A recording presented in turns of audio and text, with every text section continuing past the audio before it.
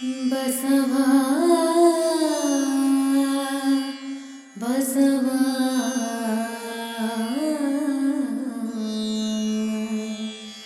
ಬಸವಾ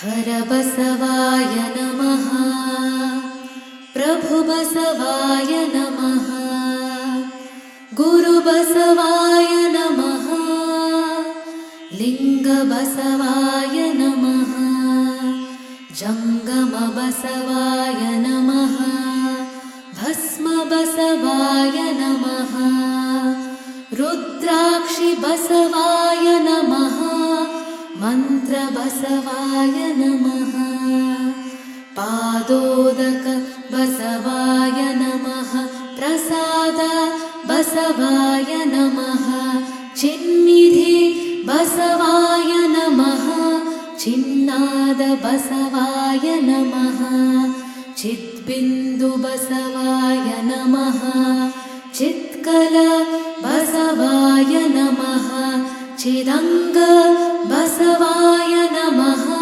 ನಿಷ್ಪ್ರಪಂಚ ಬಸವಾಯ ನಮಃ ನಿರಂಜನ ಬಸವಾಯ ನಮಃ ನಿರ್ಗುಣ ಬಸವಾಯ ನಮಃ ನಿತ್ಯತೃಪ್ತ ಬಸವಾಯ ನಮಃ ಅಕಾರ ಬಸವಾಯ ನಮಃ ಉಕಾರ ಬಸವಾಯ ನಮಃ ಮಕಾರ ಬಸವಾಯ ನಮಃ ನಕಾರ ಬಸವಾಯ ನಮಃ ಮಕಾರ ಬಸವಾಯ ನಮಃ ಶಿಕಾರ ಬಸವಾಯ ನಮಃ ವಕಾರ ಬಸವಾಯ ನಮಃ ಯಕಾರ ಬಸವಾಯ ನಮಃ ಓಂಕಾರ ಬಸವಾಯ ನಮಃ ಹ್ರೀಂಕಾರ ಬಸವಾಯ ನಮಃ ಸಂಗಮೇಶ್ವರ ಬಸವಾಯ ನಮಃ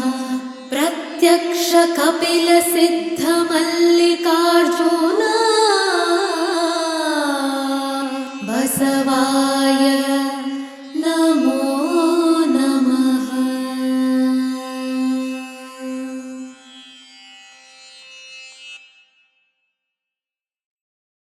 ಓಂ ಶ್ರೀ ಗುರು ಬಸವಲಿಂಗಾಯ ನಮಃ. ಬಸವಂ ಭಕ್ತಿಗೆ ಮೂಲಂ ಬಸವಂ ಕಾಲಂಗೆ ಕಾಲನನುಪಮಶೀಲಂ ಬಸವಂ ಜಂಗಮಲೋಲಂ ಬಸವ ರಕ್ಷಿಪುದೆನ್ನ ಸಂಗನ ಬಸವ.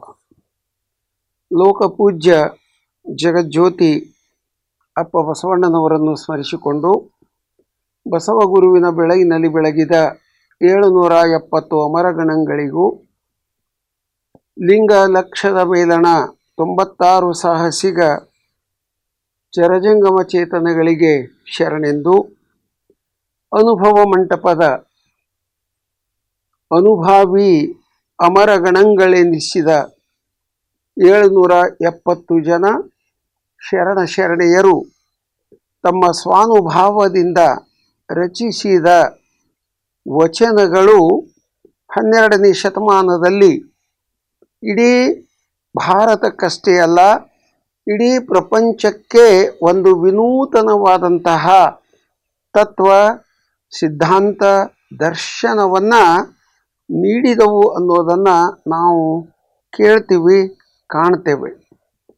ಇಂತಹ ವಚನಗಳು ಸಮತೆ, ಸ್ವಾತಂತ್ರ್ಯ, ಬಂಧುತ್ವ, ಮಾನವೀಯತೆಯ ತಳಹದಿಯ ಮೇಲೆ ಬಸವಾದಿ ಶರಣರು ಸಕಲ ಜೀವಾತ್ಮರ ಲೇಸಿಗಾಗಿ, ಮಾನವ ಕುಲದ ಕಲ್ಯಾಣಕ್ಕಾಗಿ ಅನುಭವ ಮಂಟಪದ ಮೂಲಕ ಪ್ರಪಂಚಕ್ಕೆ ನೀಡಿದಂತಹ ಈ ವಚನಗಳು ಕಲ್ಯಾಣ ಕ್ರಾಂತಿಯ ಸಂದರ್ಭದಲ್ಲಿ, ಅಂದಿನ ಕಾಲದಲ್ಲಿ ಶರಣರ ವಿಚಾರಧಾರೆಯನ್ನು ವಿರೋಧಿಸಿದಂತಹ ಪುರೋಹಿತಶಾಹಿ ಕರ್ಮಠ ಸಂಪ್ರದಾಯದ ಜನರಿಂದಾಗಿ ಬಹಳಷ್ಟು ವಚನಗಳು ನಾಶ ಮಾಡಲ್ಪಟ್ಟವು ಅಂತ ನಾವು ಕೇಳಿದ್ದೇವೆ.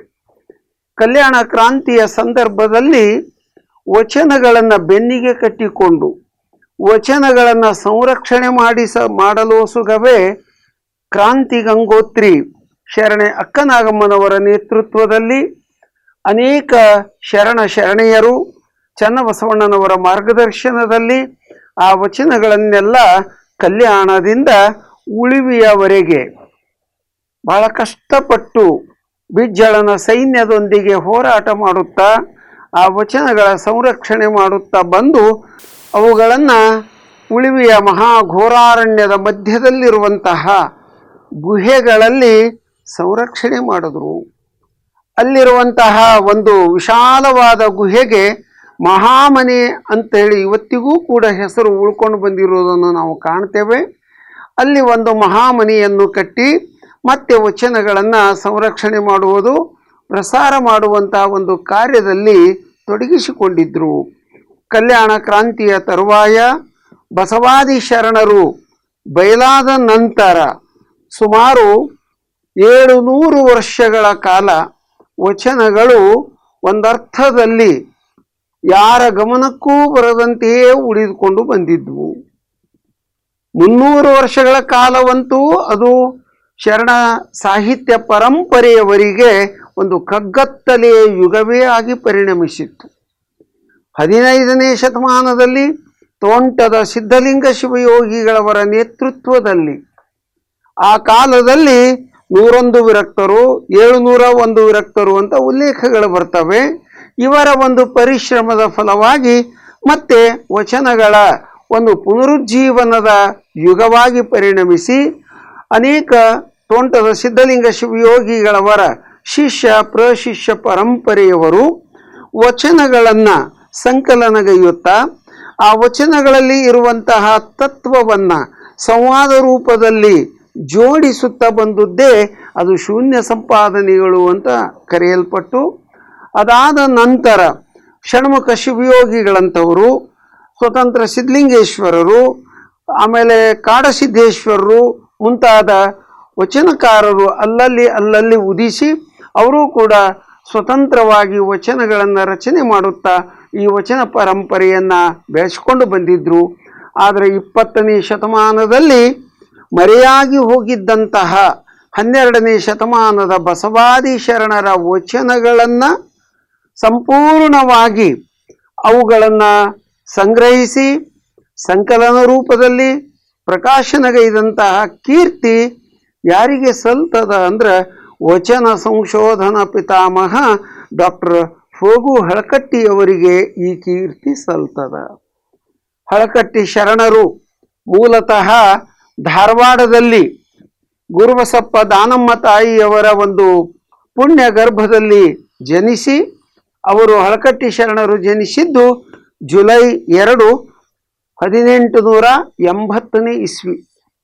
ಅಂದರೆ 19ನೇ ಶತಮಾನದಲ್ಲಿ ಜನಿಸಿದಂತಹ ಹಳಕಟ್ಟಿ ಶರಣರು ಅಂದಿನ ಕಾಲದಲ್ಲಿ ಶಿಕ್ಷಣವನ್ನು ಮುಂದುವರಿಸಿಕೊಂಡು ಬಂದು ಅವರು ಆಗಿನ ಕಾಲದಲ್ಲಿ ವಕೀಲಿ ವೃತ್ತಿಯನ್ನು LLBಯನ್ನು ಪಾಸಾಗಿ ವಕೀಲಿ ವೃತ್ತಿಯನ್ನು ಕೈಗೊಳ್ಳಬೇಕು ಅನ್ನುವ ಇಚ್ಛೆಯಿಂದ ಕಾಯಕದ ಜೀವನಕ್ಕೆ ಬಂದಾಗ ಆಕಸ್ಮಿಕವಾಗಿ ಹಳಕಟ್ಟಿ ಶರಣರಿಗೆ ಕೆಲವು ಭಕ್ತರ ಮನೆಗಳಲ್ಲಿ ವಚನ ತಾಡೋಲೆಗಳು ಕಣ್ಣಿಗೆ ಬಿದ್ದು ಆ ವಚನ ತಾಡೋಲೆಗಳನ್ನು ಕುತೂಹಲದಿಂದ ನೋಡಿ ಆ ಕುರಿತು ಅಂದಿನ ಕಾಲದ ಕೆಲವು ಹಿರಿಯರಿಗೆ ಪ್ರಶ್ನೆಯನ್ನು ಮಾಡಿ, ಏನಿವು ಎಷ್ಟು ಸುಂದರವಾದ ತತ್ವಗಳಿದ್ದಾವೆ ಈ ವಚನಗಳಲ್ಲಿ ಅಂತ ಅವರು ಕುತೂಹಲಿತರಾಗಿ ಕೇಳ್ತಾ ಹೋದಂತೆ ಇವು ಹಿಂದಿನ ಕಾಲದಿಂದ ನಮ್ಮ ಹಿರಿಯರು ನಮ್ಮ ಮನೆಗಳಲ್ಲಿ ಇವುಗಳನ್ನು ಜಗಲಿ ಮೇಲಿಟ್ಟು ಪೂಜೆ ಮಾಡ್ಕೊಂಡು ಬಂದಾರ್ರಿ, ಅದರೊಳಗೆ ಏನದವ ನಮಗೆ ಗೊತ್ತಿಲ್ಲ ಅಂತ ಅನೇಕ ಹಿರಿಯರು ಹೇಳಿದ್ರಂತ.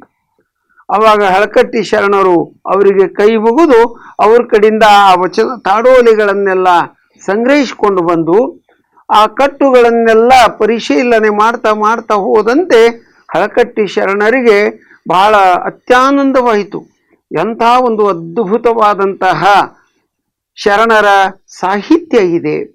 ಈ ವಚನ ಸಾಹಿತ್ಯದಲ್ಲಿ ಧರ್ಮ ಇದೆ, ತತ್ವ ಇದೆ, ಸಂಸ್ಕೃತಿ ಇದೆ, ಇಡೀ ಮಾನವ ಕುಲಕ್ಕೆ ಬೇಕಾದಂತಹ ಮಾರ್ಗದರ್ಶನದ ವಿಚಾರಗಳಿದ್ದಾವೆ, ವಿಶ್ವ ಮೌಲ್ಯಗಳಿದ್ದಾವೆ ಅನ್ನೋದನ್ನು ಮನಗಂಡಂತಹ ಹಳಕಟ್ಟಿ ಶರಣರು ತಮ್ಮ ವಕೀಲಿ ವೃತ್ತಿಯನ್ನೇ ತ್ಯಾಗ ಮಾಡಿ ವಚನ ವೃತ್ತಿಯನ್ನೇ ತಮ್ಮ ಬದುಕಿನ ಧ್ಯೇಯವಾಗಿ ಸ್ವೀಕಾರ ಮಾಡೋದು.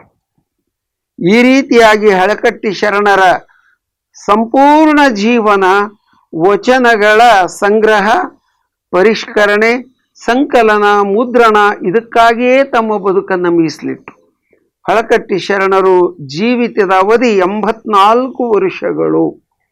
1880ರಲ್ಲಿ ಜನಿಸಿ 1964ರಲ್ಲಿ ಮಹಾಲಿಂಗದೋಳು ಬಯಲಾಗುವವರೆಗೂ ಹಳಕಟ್ಟಿ ಶರಣರು ತಮ್ಮ ಬದುಕನ್ನೆಲ್ಲ ವಚನಗಳಿಗಾಗಿ, ವಚನ ಸಂಗ್ರಹಕ್ಕಾಗಿ ತಮ್ಮ ಇಡೀ ಬದುಕನ್ನು ಮೀಸಲಿಟ್ಟು ದುಡಿದ್ರು ಅಂತ ತಿಳಿದು ಇವತ್ತು ನಮ್ಮೆಲ್ಲರ ಕರಸ್ಥಲಕ್ಕೆ, ಮನಸ್ಥಲಕ್ಕೆ, ಭಾವಸ್ಥಲಕ್ಕೆ ಶರಣರ ವಚನಗಳು ತಲುಪಿವೆ. ಹಳಕಟ್ಟಿ ಶರಣರು ಪ್ರಪ್ರಥಮವಾಗಿ ವಚನ ಗ್ರಂಥ ತಂದದ್ದು 1923 ಫೆಬ್ರವರಿ 17ರಂದು ಮೊದಲ ಗ್ರಂಥ ಪ್ರಕಟ ಮಾಡಿದರು. ಆ ಸಂದರ್ಭದ ಒಂದು ಪ್ರಸಂಗವನ್ನು ಇವತ್ತು ನಾವು ನೆನಪಿಸಿಕೊಳ್ಬೇಕು.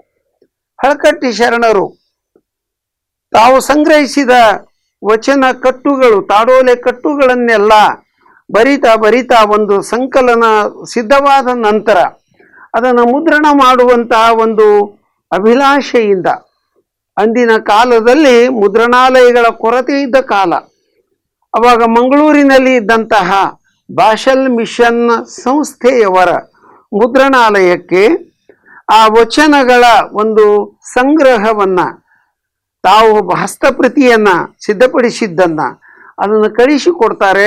ಅದರ ಜೊತೆಗೆ ಒಂದು 500 ರೂಪಾಯಿಗಳ ಹುಂಡಿ ಕಳಿಸ್ತಾರೆ. ಅದನ್ನ ಕಳಿಸಿ ದಯವಿಟ್ಟು ಇದನ್ನು ತಮ್ಮ ಮುದ್ರಣಾಲಯದಲ್ಲಿ ಮುದ್ರಿಸಿ ಕಳಿಸುವ ಒಂದು ಕೃಪೆ ಮಾಡಬೇಕು ಅಂತ ಅವರಿಗೆ ವಿನಂತಿ ಮಾಡ್ಕೊತಾರೆ. 4-6 ತಿಂಗಳಾದರೂ ಕೂಡ ಅವರಿಂದ ಯಾವ ಉತ್ತರವೂ ಬರೋದಿಲ್ಲ. ಅವಾಗ ಹಳಕಟ್ಟಿ ಶರಣರು ಮತ್ತೆ ಮರು ನೆನಪು ಮಾಡಿದಾಗ ಅವರು ಆ 500 ರೂಪಾಯಿಗಳ ಹುಂಡಿಯೊಂದಿಗೆ ಹಳಕಟ್ಟಿ ಶರಣರು ಕಳಿಸಿದ ಹಸ್ತಪ್ರತಿ ವಚನಗಳ ಒಂದು ಸಂಕಲನದ ಹಸ್ತಪ್ರತಿ ಸಹಿತವಾಗಿ ಒಂದು ಪತ್ರ ಬರೆದು ಕಳಿಸಿಕೊಡ್ತಾರೆ ವಾಪಸ್. ಇದರಲ್ಲಿ ನೀವು ಕಳಿಸಿರುವಂತಹ ಹಸ್ತಪ್ರತಿಯಲ್ಲಿ ಸಾವಿರಾರು ವಚನಗಳನ್ನು ನಮ್ಮ ಭಾಷಲ್ ಮಿಷನ್ ಸಂಸ್ಥೆಯವರು ಪರಿಶೀಲನೆ ಮಾಡಿದ್ರು. ಇದರಲ್ಲಿರುವ ಅಮೂಲ್ಯವಾದ ತತ್ವ ವಿಚಾರಗಳನ್ನು ಕಂಡು ನಮಗೂ ಆಶ್ಚರ್ಯ ಸಂತೋಷವಾಗ್ಯದ. ಆದ್ರೆ ಇದರಲ್ಲಿರುವ ತತ್ವ ವಿಚಾರಗಳು ಪ್ರಕಟವಾಗಿ ಬೆಳಕಿಗೆ ಬಂದ್ರೆ ನಮ್ಮ ಮಿಷನ್ ಸಂಸ್ಥೆಯ ಉದ್ದೇಶ ಕ್ರಿಶ್ಚಿಯನ್ ಧರ್ಮ ತತ್ವಗಳನ್ನು ಪ್ರಸಾರ ಮಾಡುವಂತಹ ಉದ್ದೇಶಕ್ಕೆ ತೊಂದರೆಯಾಗ್ತದ ಅಂತ ನಾವು ಒಂದು ನಿರ್ಧಾರಕ್ಕೆ ಬಂದಿದ್ದೀವಿ. ಯಾಕಂದರೆ ಇದರಲ್ಲಿ ಯೇಸು ಕ್ರಿಸ್ತನ ವಿಚಾರಗಳಂತೆಯೇ ಅತಿ ಅಮೂಲ್ಯವಾದ ವಿಚಾರಗಳಿರೋದ್ರಿಂದ ನಾವು ಇದನ್ನು ನಮ್ಮ ಧರ್ಮ ಪ್ರಸಾರ ಸಂಸ್ಥೆಯಿಂದ ಪ್ರಸಾರ ಮಾಡ್ಲಿಕ್ಕೆ ಪ್ರಕಟ ಮಾಡ್ಲಿಕ್ಕೆ ನಾವು ಅಸಹಾಯಕ ಸ್ಥಿತಿಯಲ್ಲಿದ್ದೀವಿ. ದಯವಿಟ್ಟು ನೀವು ಕ್ಷಮಿಸಬೇಕು, ಇವುಗಳನ್ನು ಮರಳಿ ಕಳಿಸ್ತಾ ಇದ್ದೀವಿ ಅಂತ ಅವರು ಕಳಿಸಿಕೊಟ್ರು. ಹಳಕಟ್ಟಿ ಶರಣರು ಈ ಓಲಿಯನ್ನು ಓದಿದ್ರು. ತಾವು ಕಳಿಸಿಕೊಟ್ಟ ಹಸ್ತಪ್ರತಿಯನ್ನು ಕೈಯೊಳಗೆ ತಗೊಂಡು ಆ ಹಸ್ತಪ್ರತಿಯನ್ನೇ ತಮ್ಮ ತಲೆಯ ಮೇಲೆ ಇಟ್ಕೊಂಡಾಗ ಹಳಕಟ್ಟಿ ಶರಣರ ಎರಡೂ ಕಂಗಳಲ್ಲಿ ಆನಂದಾಶ್ರುಗಳು ಸುರಿತಾ ಬಂದು.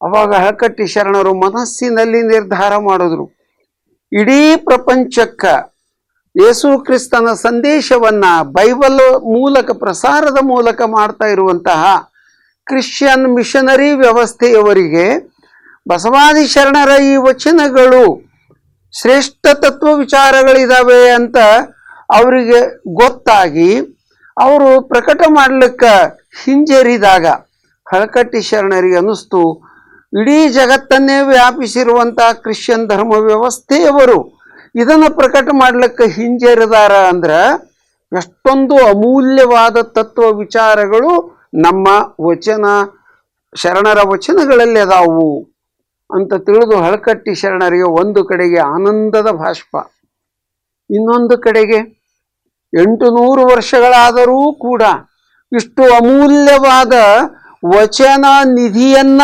ಇಟ್ಕೊಂಡಿರುವಂತಹ ಬಸವಾದಿ ಶರಣರ ಪರಂಪರೆಯ ಅನುಯಾಯಿಗಳು ಭಕ್ತರು ಅನಿಸಿಕೊಂಡಿರುವಂಥವರು ಎಂತಹ ಅಜ್ಞಾನ ಸ್ಥಿತಿಯಲ್ಲಿ ಅದರಲ್ಲಪ್ಪ ಇವತ್ತಿಗೂ ಕೂಡ. ಅದಕ್ಕೆ ಹಳಕಟ್ಟಿ ಶರಣರು ತಮ್ಮ ಆತ್ಮಚರಿತ್ರೆಯಲ್ಲಿ ಒಂದು ಮಾತು ಹೇಳ್ತಾರೆ. ಇವತ್ತಿನ ಲಿಂಗಾಯತರ ಪರಿಸ್ಥಿತಿ ಹೆಂಗಾಗ್ಯದ ಅಂತಂದ್ರೆ, ಒಂದು ಅಮೂಲ್ಯವಾದಂತಹ ನಿಧಿಯನ್ನ ನೆಲದಲ್ಲಿ ಹೂಳಿಟ್ಟು ಅದರ ಮೇಲೆ ಒಂದು ದಿನ್ನೆ, ಆ ದಿನ್ನೆಯ ಮೇಲೆ ಒಬ್ಬ ವ್ಯಕ್ತಿ ನಿಂತಾನು. ಹರಿದ ಬಟ್ಟೆಗಳು, ಬಡಕಲ ಶರೀರದ ವ್ಯಕ್ತಿ. ಅವನನ್ನು ನೋಡಿದ್ರೆ ಭಿಕ್ಷುಕ ರೀತಿಯಲ್ಲಿ ನಿಂತಿರುವ ಒಬ್ಬ ವ್ಯಕ್ತಿ. ಆದ್ರೆ ದಾರಿಗೆ ಹೋಗುವವರಿಗೆ ಬರುವವರಿಗೆಲ್ಲ ಕೈಯೊಡ್ಡಿ ಭಿಕ್ಷೆ ಕೇಳಕತ್ಯಾನವನು. ಆದ್ರೆ ಅವನಿಗೆ ಗೊತ್ತಿಲ್ಲ, ತಾನು ನಿಂತಿರುವ ದಿನ್ನೆಯ ಕೆಳಗಡೆ ತನ್ನ ಪಾದದ ಅಡಿಯಲ್ಲಿಯೇ ಅಮೂಲ್ಯವಾದಂತಹ ರತ್ನ ಭಂಡಾರ ಅದ ಅನ್ನುವ ಕಲ್ಪನೆಯೇ ಇಲ್ಲದೆ ದಯನೀಯ ಸ್ಥಿತಿಯಲ್ಲಿ ಒಬ್ಬ ಭಿಕ್ಷುಕನಂತೆ ದಾರಿಗೆ ಹೋಗಿ ಬರುವವರ ಜೊತೆ ಭಿಕ್ಷೆ ಬೇಡ್ಕೋತ ನಿಂತಾನಲ್ಲ. ಅದೇ ಚಿತ್ರಣ ಪರಿಸ್ಥಿತಿ ಇವತ್ತಿನ ಲಿಂಗವಂತರ ಪರಿಸ್ಥಿತಿ ಆಗ್ಯದ ಅಂತ ಹಳಕಟ್ಟಿ ಶರಣರು ಹೇಳ್ತಾರೆ. ಯಾಕಂದ್ರೆ ಅಮೂಲ್ಯವಾದ ವಚನ ರತ್ನಗಳು ನಮ್ಮ ಕಾಲಬುಡದಲ್ಲಿಯೇ ಗುಪ್ತ ನಿಧಿಯಂತೆ ಇರುವಾಗ ಈ ಪ್ರಜ್ಞೆ ಇಲ್ಲದೆ, ಈ ಅರಿವಿಲ್ಲದ ಲಿಂಗವಂತರು ವಚನ ಶಾಸ್ತ್ರಗಳನ್ನ, ವಚನ ಸಂದೇಶಗಳನ್ನ ಅರಿತುಕೊಳ್ಳದೆ ಯಾವ್ಯಾವುದೋ ಮತಧರ್ಮದವರ ಉಪದೇಶಗಳಿಗೆ ಮಾರು ಹೋಗಿ ಅವರವರ ಕಂಡಂತೆ ಅವರವರಂತೆ ಅಂತ ಒಂದು ವಚನದಾಗ ಹೇಳ್ತಾರೆ. ಹಾಗೆ ಇವರೆಲ್ಲ ಗೊತ್ತು ಗುರಿ ಇಲ್ಲದೆ ಹೋಗ್ತಾ ಇದೆಯಲ್ಲ. ಇಂಥ ಅಮೂಲ್ಯವಾದ ವಚನ ರತ್ನ ಭಂಡಾರ ನಮ್ಮಲ್ಲಿಯೇ ಇದ, ಗುಪ್ತ ನಿಧಿಯಂತೆ ಅದ ಅನ್ನುವ ಪ್ರಜ್ಞೆ ಇವರಿಗೆ ಎಂದು ಮೂಡಿಯಿತು ಅಂತ ಹಳಕಟ್ಟಿ ಶರಣರು ಮನದಲ್ಲಿಯೇ ಚಿಂತನೆಗೈದು ಈ ಕಾರ್ಯವನ್ನ ಬೇರೆಯವರು ಯಾಕೆ ಮಾಡಬೇಕು, ನಾನೇ ಈ ಕಾರ್ಯಕ್ಕೆ ಸಂಪೂರ್ಣವಾಗಿ ಅರ್ಪಿಸಿಕೊಳ್ಳಬೇಕು ಅಂತ ಅವರು ನಿರ್ಧಾರ ಮಾಡಿ ಅಲ್ಲಿಯವರೆಗೂ ವಕೀಲಿ ವೃತ್ತಿಯಿಂದ ಏನವರು ಸಂಪತ್ತನ್ನ ಗಳಿಸಿದ್ರು, ಧನವನ್ನ ಗಳಿಸಿದ್ರು, ಒಂದು ಮನೆಯನ್ನು ಕಟ್ಟಿಕೊಂಡಿದ್ದರ್ರಿ. ಅವರ ಕಾಯಕ ಭೂಮಿ ವಿಜಯಪುರವಾಗಿತ್ತು. ಧಾರವಾಡ ಹಳಕಟ್ಟಿ ಶರಣರು ಜನಿಸಿದ ಭೂಮಿಯಾದರೆ ಕಾಯಕ ಭೂಮಿ ವಿಜಯಪುರವಾಗಿತ್ತು. ಹೀಗಾಗಿ ಹಳಕಟ್ಟಿ ಶರಣರು ವಿಜಯಪುರದಲ್ಲಿಯೇ ಸುಮಾರು 60 ವರ್ಷ ಮೇಲ್ಪಟ್ಟು ತಮ್ಮ ಜೀವನವನ್ನು ಕಳೆದವರು.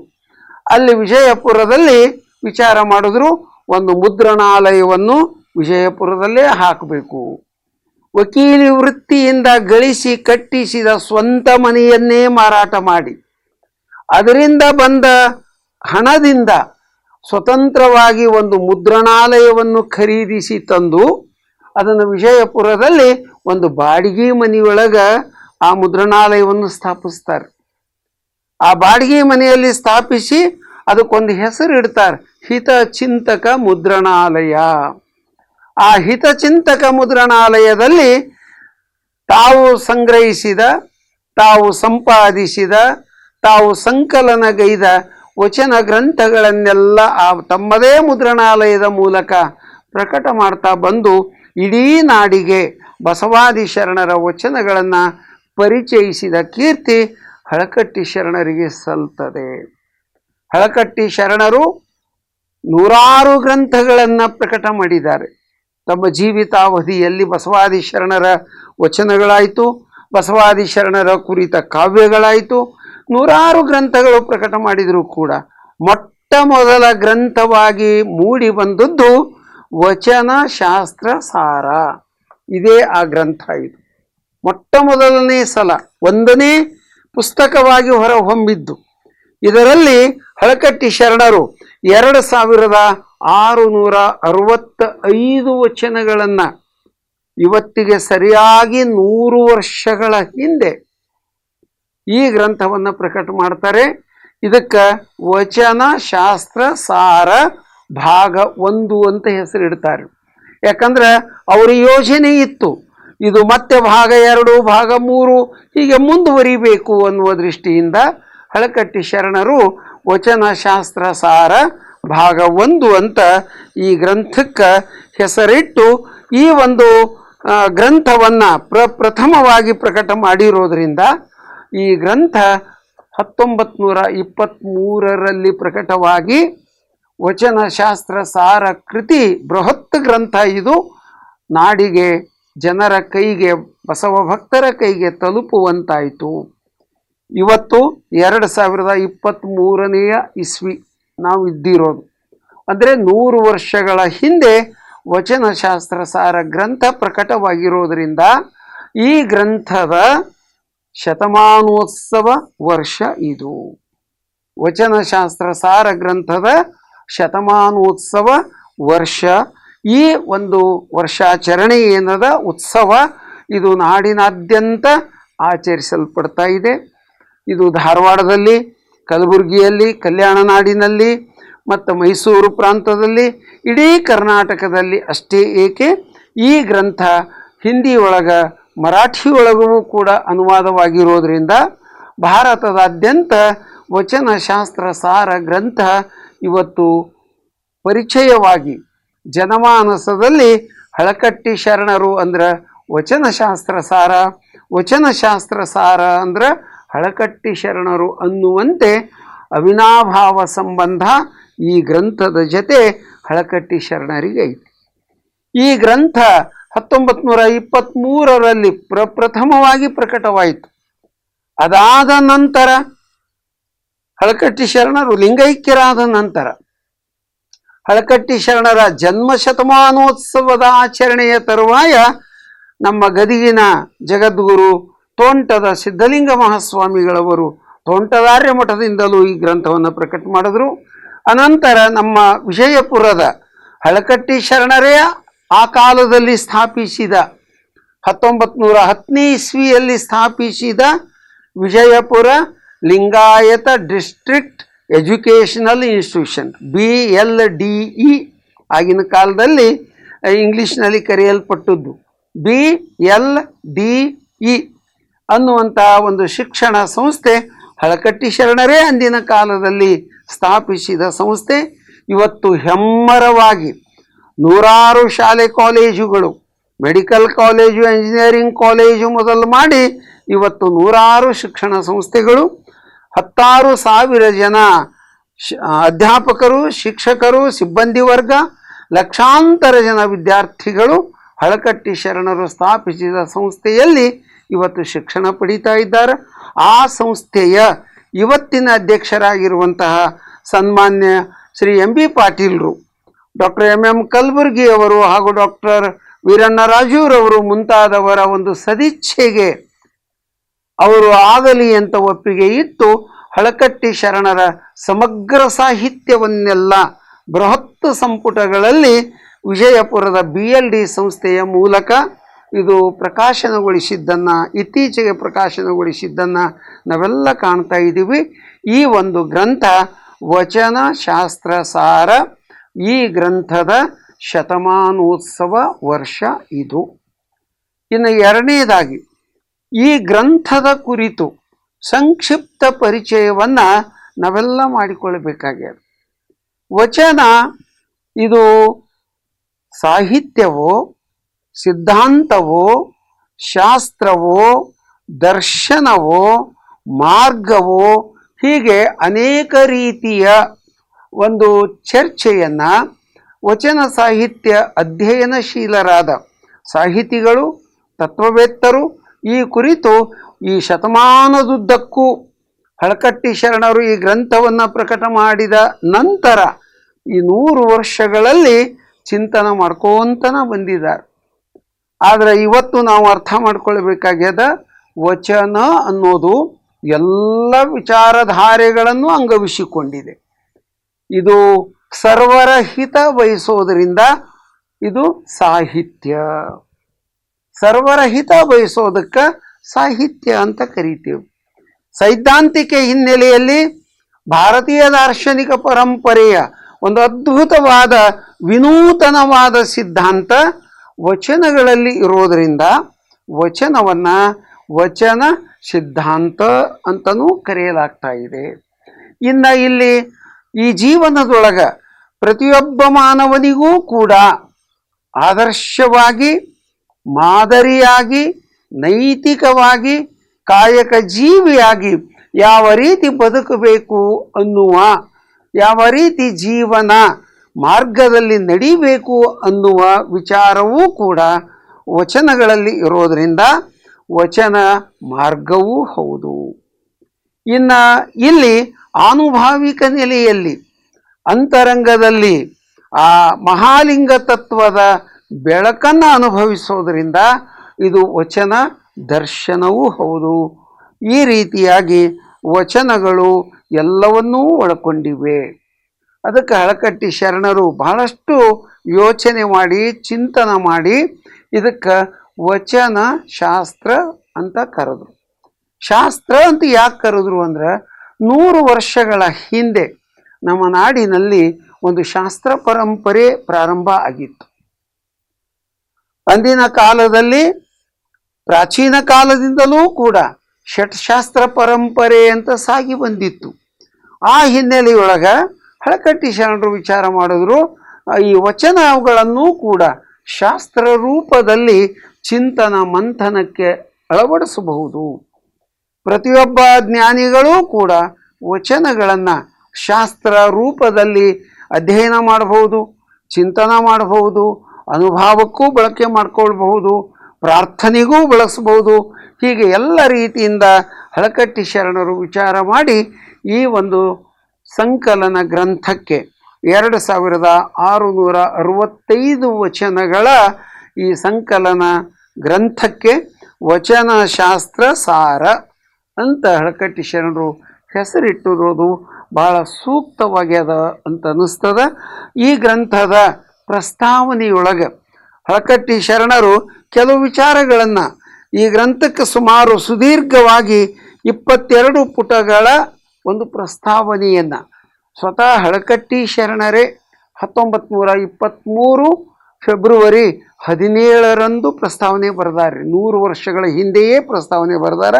ಅದರಲ್ಲಿ ಪ್ರಾರಂಭದೊಳಗೆ ಒಂದು 2 ಮಾತುಗಳನ್ನು ಬಹಳ ಸುಂದರವಾಗಿ ಹೇಳ್ತಾರೆ. ವಚನ ಗ್ರಂಥಗಳು ಕನ್ನಡ ಭಾಷೆಯಲ್ಲಿ ಬಹು ಮಹತ್ವದ ಗ್ರಂಥಗಳಾಗಿವೆ.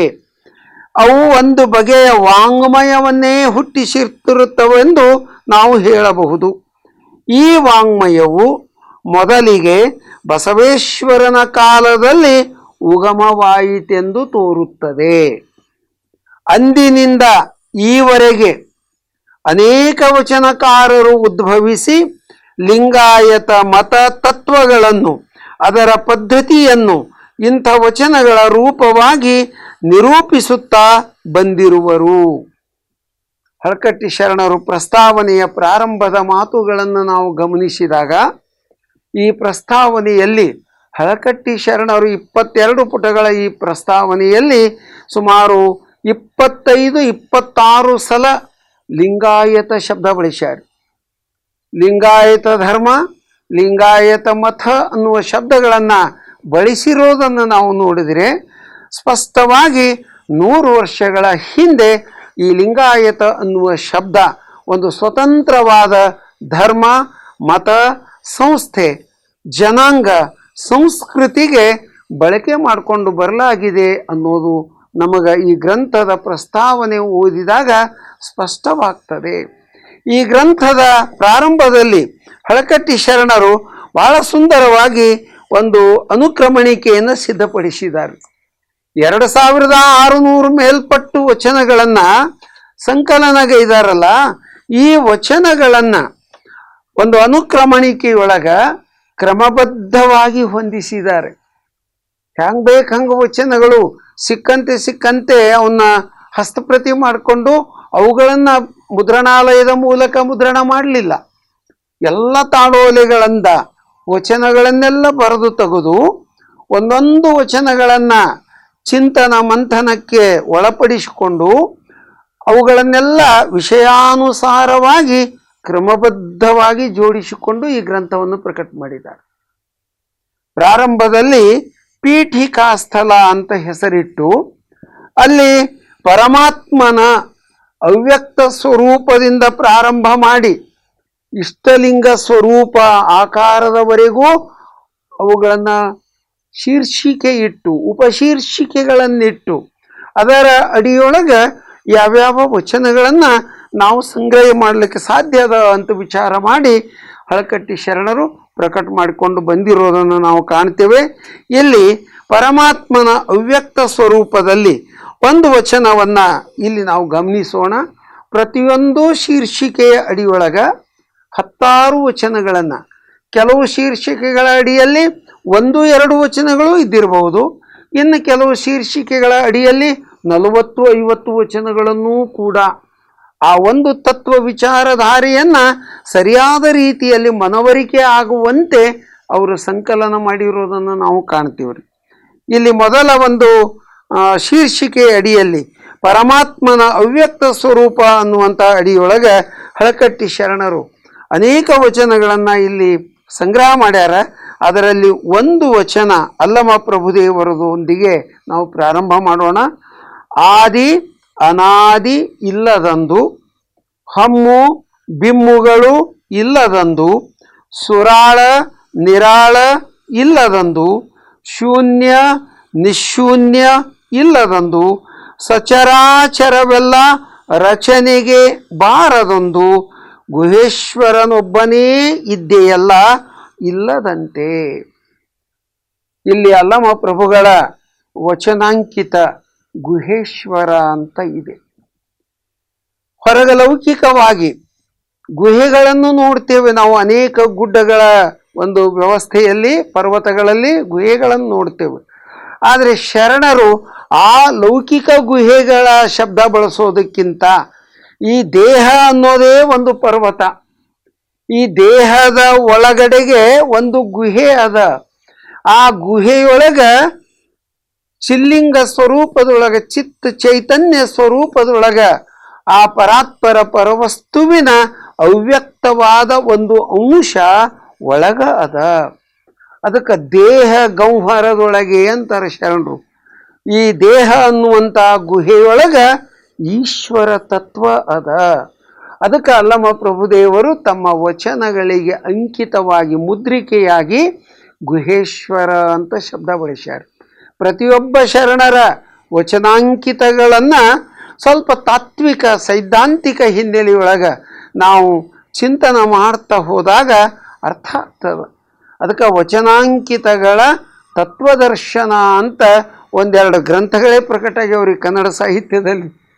ನಮ್ಮ ವಿ ಸಿದ್ದರಾಮಣ್ಣ ಶರಣರು ಬಸವ ಕಲ್ಯಾಣದ ಅನುಭವ ಮಂಟಪದ ಸಂಚಾಲಕರು ಇವತ್ತು ನಮ್ಮ ಮಧ್ಯದಲ್ಲಿ ಅದಾರ. 103 ವರ್ಷ ಅವರಿಗೆ.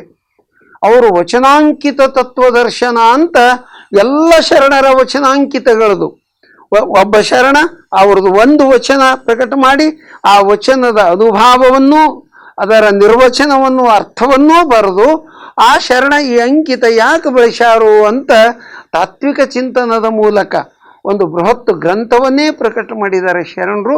ಅದಕ್ಕೆ ಪ್ರತಿಯೊಬ್ಬ ಶರಣರ ವಚನಾಂಕಿತಗಳು ಯಾವುದೋ ಸ್ಥಾವರದ ಶೈವದ ಹೆಸರುಗಳು ಅಲ್ಲ. ಶರಣರು ಬಳಸಿರುವಂತಹ ಅಂಕಿತಗಳು ತೋರಿಕೆಗೆ ತಮ್ಮ ಪೂರ್ವಾಶ್ರಮದ ಶೈವದ ಹೆಸರು ಅಂತ ಅನಿಸಿದರೂ ಕೂಡ ಆ ವಚನಾಂಕಿತದ ತಾತ್ವಿಕ ದರ್ಶನವನ್ನು ನಾವು ಅಂತರಂಗದೊಳಗೆ ಚಿಂತನೆ ಮಾಡ್ತಾ ಹೋದಾಗ ಇದೊಂದು ವಿನೂತನವಾದಂತಹ ತತ್ವ ಸಿದ್ಧಾಂತ ಅನುಭವದ ನೆಲೆಯೊಳಗೆ ಒಂದು ಹೊಸ ಬೆಳಕನ್ನೇ ಕೊಡ್ತವೆ ಅನ್ನೋದನ್ನು ಕೂಡ ನಾವು ಕಾಣಬಹುದು. ಈ ವಚನದೊಳಗೆ ಅಲ್ಲಮ ಪ್ರಭುದೇವರು ಪರಮಾತ್ಮನ ಅವ್ಯಕ್ತ ಸ್ವರೂಪದ ದರ್ಶನ ಮಾಡಿಸ್ತಾರೆ. ಇಲ್ಲಿ ಈ ಶೀರ್ಷಿಕೆ ಅಡಿಯಲ್ಲಿ ಹಳಕಟ್ಟಿ ಶರಣರು, ಅಲ್ಲಮ ಪ್ರಭುದೇವರಾಯಿತು, ಚನ್ನಬಸವಣ್ಣನವರು, ಆಮೇಲೆ ಅಕ್ಕ ಮಹಾದೇವಿ ತಾಯಿ, ಬಸವಣ್ಣನವರು, ಉರ್ಲಿಂಗ ಪೆದ್ದಿಗಳು, ಹೀಗೆ ಅನೇಕ ಶರಣರ ವಚನಗಳನ್ನು ಈ ಒಂದು ಶೀರ್ಷಿಕೆಗೆ ಸರಿಯಾಗುವ ರೀತಿಯೊಳಗೆ ಅವರು ವಚನಗಳನ್ನು ಸಂಗ್ರಹಿಸಿದ್ದು ಕಾಣ್ತೇವೆ. ಇಲ್ಲಿ ಈ ಒಂದು ವಚನ ನೋಡಿದಾಗ ಪರಮಾತ್ಮ ಅವ್ಯಕ್ತವಾಗಿ ಈ ವಿಶ್ವದೊಳಗೆ ಹೆಂಗದನಪ್ಪ ಅನ್ನುವ ಒಂದು ದರ್ಶನ ನಮಗಾಗ್ತದೆ. ಆದಿ ಅನಾದಿಗಳು ಇಲ್ಲದಂದು. ಭೌತಿಕವಾದ ಜಗತ್ತಿಗೆ ಒಂದು ಹುಟ್ಟೂ ಅದ, ಒಂದು ಅಂತ್ಯವೂ ಅದ. ಆದಿಯೂ ಅದ, ಅಂತ್ಯವೂ ಅದ. ಆದ್ರೆ ಇಲ್ಲಿ ಅಲ್ಲಂ ಪ್ರಭುಗಳಂತಾರ, ಭೌತಿಕ ವಸ್ತುಗಳಿಂದ ಆಗಿರುವ ಭೌತ ಜಗತ್ತಿಗೆ ಆದಿ ಅಂತ್ಯ ಇರಬಹುದಪ್ಪ, ಪರಮಾತ್ಮನಿಗೆ ಆದಿಯೂ ಇಲ್ಲ, ಅಂತ್ಯವೂ ಇಲ್ಲ. ದೇವರು ಹುಟ್ಟ್ಯಾನ ಅಂತ ಶಬ್ದ ಬಳಸಿದೀವಿ ಅಂದ್ರೆ ಹುಟ್ಟಿದ ಪ್ರತಿಯೊಂದೂ ಕೂಡ ಒಂದು ದಿನ ಸಾಯಲೇಬೇಕಲ್ಲ. ಅದಕ್ಕೆ ಮತ್ತೆ ದೇವರು ಹುಟ್ಟ್ಯಾನ ಅಂದ್ರೆ ದೇವರು ಸತ್ತಾನ ಅಂತಲೂ ಹೇಳ್ಬೇಕಾಕೈತಿ ಮುಂದೊಂದು ದಿನ. ಅದಕ್ಕೆ ದೇವರಿಗೆ ಹುಟ್ಟು ಸಾವುಗಳು ಇಲ್ಲ. ಆ ಪರಮ ಚೈತನ್ಯ ಅವಿನಾಶಿ. ಯಾವುದು ರೂಪಕ್ಕೆ ಬಂದದ, ರೂಪಕ್ಕೆ ಬಂದಿದ್ದು ಒಮ್ಮೆ ಕೊನೆಗೊಳ್ತದ. ಯಾವುದು ನಿರೂಪವಾಗ್ಯದ, ಯಾವುದು ಅವ್ಯಕ್ತವಾಗ್ಯದ, ಅದಕ್ಕೆ ಮಾತ್ರ ಹುಟ್ಟು ಸಾವುಗಳು ಇಲ್ಲ. ಆ ಅವ್ಯಕ್ತವಾಗಿರುವ ಪರಮಾತ್ಮ ತತ್ವದ ಸ್ವರೂಪ ಅಲ್ಲಮ ಪ್ರಭುಗಳು ಹೇಳ್ತಾರೆ, ಇದು ಆದಿ ಅನಾದಿಗಳು ಇಲ್ಲದ ಕಾಲ, ಹಮ್ಮು ಬಿಮ್ಮುಗಳು ಇಲ್ಲದಂದು, ಸುರಾಳ ನಿರಾಳ ಇಲ್ಲದಂದು. ಸುರಾಳ ನಿರಾಳ ಅಂದ್ರೆ ಸಾಕಾರ ನಿರಾಕಾರ ಎರಡೂ ಇರಲಿಲ್ಲ. ಶೂನ್ಯ ನಿಶೂನ್ಯ ಇಲ್ಲದಂದು. ಕಣ್ಣಿಗೆ ಕಾಣುವ ಈ ಸಚರ ಅಚರ, ಸಚರ ಅಂದ್ರೆ ಚಲಿಸೋದು, ಅಚರ ಅಂದ್ರೆ ಚಲನೆ ಇಲ್ಲದ, ಅಂದ್ರೆ ಸ್ಥಾವರ ಮತ್ತು ಜಂಗಮ ಅನ್ನುವ ಅರ್ಥದೊಳಗೆ ಈ ಸಚರ ಅಚರಗಳು ರಚನೆಗೆ ಬಾರದಂದು. ಅಂತಹ ಕಾಲದಲ್ಲಿ ದೇವತತ್ವ ಇತ್ತು. ಹೇಗಿತ್ತು ಅಂದರೆ ಗುಹೇಶ್ವರ ಒಬ್ಬನೇ ಇದ್ದೆಯಲ್ಲ, ಇಲ್ಲದಂತೆ. ಆ ತತ್ವ ಇತ್ತು. ಹೆಂಗಿತ್ತು ಅಂದ್ರೆ ಇಲ್ಲದಂತೆ ಇತ್ತು. ಅಂತಹ ಒಂದು ಸ್ವರೂಪ ದರ್ಶನವನ್ನ ಇಲ್ಲಿ ಅಲ್ಲಮ ಪ್ರಭುಗಳು ಅಷ್ಟೇ ಅಲ್ಲ, ಇನ್ನಿತರ ಶರಣರೂ ಕೂಡ ಆ ತತ್ವ ದರ್ಶನವನ್ನ ಮಾಡಿರೋದನ್ನು ನಾವು ಕಾಣ್ತೇವೆ. ಅಂತಹ ಅವ್ಯಕ್ತ ತತ್ವ, ಪರಾತ್ಪರ ಪರವಸ್ತು ಅಂತೇನು ಹೇಳ್ತೇವೆ, ಅಂತಹ ಅವ್ಯಕ್ತವಾಗಿರುವ ಪರಮ ಚೈತನ್ಯ ಕಣ್ಣಿಗೆ ಕಾಣುವ ಈ ಸೃಷ್ಟಿಯನ್ನ ಹೇಗೆ ರಚನೆ ಮಾಡಿರಬಹುದು? ಯಾವ ರೂಪದಲ್ಲಿ ಈ ಕಣ್ಣಿಗೆ ಕಾಣುವ ಈ ವಿಶ್ವ, ಈ ಜಗತ್ತು ಹೇಗೆ ರಚನೆ ಆಗೈತಪ್ಪ? ಇದು ಯಾವ ರೀತಿಯಲ್ಲಿ ಕಣ್ಣಿಗೆ ಕಾಣುವಂತೆ ತೋರ ಬಂದಿದೆ? ಈ ಕುರಿತು ಒಂದು ಶೀರ್ಷಿಕೆಯನ್ನ ಇಟ್ಕೊಂಡು ಹಳಕಟ್ಟಿ ಶರಣರ ಒಂದು ಆನುಭಾವಿಕ ಜ್ಞಾನ ದೃಷ್ಟಿ ಹೇಗದ ಅನ್ನೋದು ನಮಗೆ ಅವರು ಮಾಡಿಕೊಂಡಿರುವಂತಹ ಈ ಅನುಕ್ರಮಣಿಕೆಯೊಳಗಣ ಶೀರ್ಷಿಕೆಗಳೇ ನಮಗೆ ತೋರಿಸಿಕೊಡ್ತವೆ. ಇಲ್ಲಿಯೂ ಕೂಡ ಸೃಷ್ಟಿಯ ರಚನೆ ಅನ್ನುವಂತಹ ತಲೆಬರಹದಲ್ಲಿ ಹಲವಾರು ವಚನಗಳನ್ನು ಸಂಗ್ರಹ ಮಾಡಿದ್ದಾರೆ. ಒಂದು ವಚನ ಅಕ್ಕಮಹಾದೇವಿಯ ವಚನ ನಾವು ಗಮನಿಸ್ಬೋದು. ಅಕ್ಕಮಹಾದೇವಿ ಎಲ್ಲ ಶರಣರದು ಅದಾವ ಈ ಶೀರ್ಷಿಕೆ ಅಡಿಯೊಳಗೆ. ಆದರೆ ಅಕ್ಕಮಹಾದೇವಿ ತಾಯಿಯವರ ಈ ಒಂದು ವಚನ ಎಷ್ಟು ಸುಂದರವಾಗಿ ಅದ ಅಂದ್ರೆ, ತನ್ನ ವಿನೋದಕ್ಕೆ ತಾನೇ ಸೃಷ್ಟಿಸಿದ ಸಕಲ ಜಗತ್ತು. ಈ ಜಗತ್ತನ್ನ ದೇವರು ತನ್ನ ಲೀಲೆಗೋಸುಗ, ತನ್ನ ಸ್ವ ಇಚ್ಛೆಯಿಂದ ಅವನು ಈ ಸಕಲ ಜಗತ್ತನ್ನ ತಾನೇ ರಚಿಸಿದ, ಸೃಷ್ಟಿಸಿದ ಅಂತ ಅಕ್ಕ ಹೇಳ್ತಾರೆ. ಆಮೇಲೆ ಮುಂದೆ ಹೇಳ್ತಾರೆ, ತನ್ನ ವಿನೋದಕ್ಕೆ ತಾನೇ ತಿರುಗಿಸಿದ ಅನಂತ ದುಃಖಗಳಲ್ಲಿ. ಈ ಕಣ್ಣಿಗೆ ತೋರುವ ಈ ಪ್ರಪಂಚದ ಎಲ್ಲ ಸಚರಾಚರಗಳನ್ನೆಲ್ಲ ಸುಖ ದುಃಖಗಳಲ್ಲೆಲ್ಲನೂ ಸುತ್ತಿಸಿದನಂತೆ.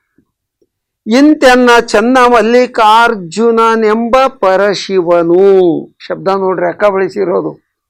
ಪರಶಿವ ಇದೆಲ್ಲ ಮಾಡಿರೋದು. ಅವ್ಯಕ್ತವಾಗಿರುವ ಕಣ್ಣಿಗೆ ಕಾಣದ ಆ ಪರಮ ಚೈತನ್ಯ ಅದು ಪರಶಿವ. ಆ ಪರಶಿವ ಹೆಂಗದನು? ಚನ್ನ ಮಲ್ಲಿಕಾರ್ಜುನನೆಂಬ ಪರಶಿವನು. ಅಕ್ಕನ ವಚನಾಂಕಿತ ವಚನ ಮುದ್ರಿಕೆ ಚನ್ನ ಮಲ್ಲಿಕಾರ್ಜುನ. ಆದರೆ ಚನ್ನ ಮಲ್ಲಿಕಾರ್ಜುನ ಅಂತ ಅಕ್ಕ ಕರೆದದ್ದು ಯಾರನ್ನು? ಪರಶಿವನನ್ನ. ಗುಹೇಶ್ವರ ಅಂತ ಅಲ್ಲಮ ಪ್ರಭು ಕರೆದದ್ದು ಪರಶಿವನನ್ನೇ. ಅಂಕಿತಗಳು ಬೇರೆ ಬೇರೆ ರೀತಿಯಲ್ಲಿ ಭಿನ್ನ ಭಿನ್ನವಾಗಿದ್ರೂ ಕೂಡ ಆ ಎಲ್ಲ ಅಂಕಿತಗಳ ಮೂಲ ಇರುವ ತತ್ವ ಒಂದೇ ಅದ, ಅದು ಅವ್ಯಕ್ತವಾಗಿರುವ ಪರಶಿವ ತತ್ವ. ಅದನ್ನ ಅಕ್ಕ ಹೇಳ್ತಾರೆ, ಅನಂತ ದುಃಖಗಳಲ್ಲಿ ತಾನೇ ತಿರುಗಿಸಿದ ಚನ್ನಮಲ್ಲಿಕಾರ್ಜುನನೆಂಬ ಪರಶಿವನು. ಮುಂದುವರೆದು ಹೇಳ್ತಾರೆ, ಜಗದ್ವಿಲಾಸ ಸಾಕಾದಡೆ ಮತ್ತೆ ಪರಿವನ ಮಾಯಾಪಾಶವನು. ಆ ಪರಶಿವನೇ ಸಾಕಪ್ಪ, ಇನ್ನು ಈ ಜಗತ್ತಿನ ಲೀಲೆ ಸಾಕು ಅಂತ ಆತಗ ಅನಿಸಿದಾಗ ಮತ್ತೆ ತನ್ನೊಳಗೆ ಇದನ್ನ ಲೀನ ಮಾಡ್ಕೊಂಡ್ಬಿಡ್ತಾನಂತ. ಅದಕ್ಕೆ ಲಯ ಅಂತ ಶಬ್ದನೂ ಬಳಸ್ತಾರೆ. ಈ ರೀತಿಯೊಳಗೆ ಹಳಕಟ್ಟಿ ಶರಣರು ಈ ಶೀರ್ಷಿಕೆಗಳ ಅಡಿಯಲ್ಲಿ ಅನೇಕ ವಚನಗಳನ್ನು ತಗೊಂಡಾರ. ಇನ್ನೊಂದು ಶೀರ್ಷಿಕೆ, ಪರಮಾತ್ಮನು ವಿಶ್ವವ್ಯಾಪಿ. ನಾವು ದೇವರು ಅಂದ್ರೆ ಅವನಿಗೊಂದು ನೆಲೆ ಇರಬೇಕಲ್ಲ ಅಂತ ಇವತ್ತು ಬಹಳ ಜನ ನಾವು ವಿಚಾರ ಮಾಡ್ತೀವಿ. ನಾವು ಒಬ್ಬ ವ್ಯಕ್ತಿ ಹೆಸರು ಹೇಳಿದಾಗ ಅವನಿಗೆ ಒಂದು ಊರದ, ಇಂಥ ಮನೆ ಅದ, ಇಂಥ ಮನೆಯಲ್ಲೇ ಅವನು ವಾಸ ಮಾಡ್ತಾನು ಅಂತ ಕಲ್ಪನಾ ಮಾಡ್ಕೊತೀವಿ.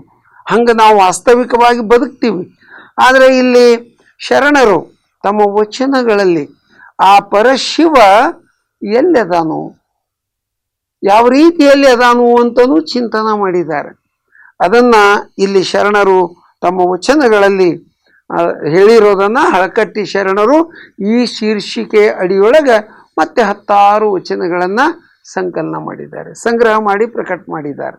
ಇಲ್ಲಿ ಹೇಳ್ತಾರೆ, ಪರಮಾತ್ಮ ಪರಶಿವ ಅವ್ಯಕ್ತ ನಿರಾಕಾರ ಅಂತ ನಾವು ಹೇಳ್ತೀವಿ ಅಂದ್ರೆ ಅವನು ಸ್ಥಾನವಾಚಕವಾಗಿ ಹೆಂಗಿರಕ್ಕೆ ಸಾಧ್ಯ ಅದ? ಸಾಮಾನ್ಯವಾಗಿ ಶಿವ ಅಂದ ಕೂಡಲೇ ಎಲ್ಲಿ ಅದಾನು ಅಂದ್ರೆ ಕೈಲಾಸದಾಗ ಅದಾನು ಅಂತ ಸಾಮಾನ್ಯ ನಂಬಿಕೆ ಬೆಳೆದು ಬಂದದ.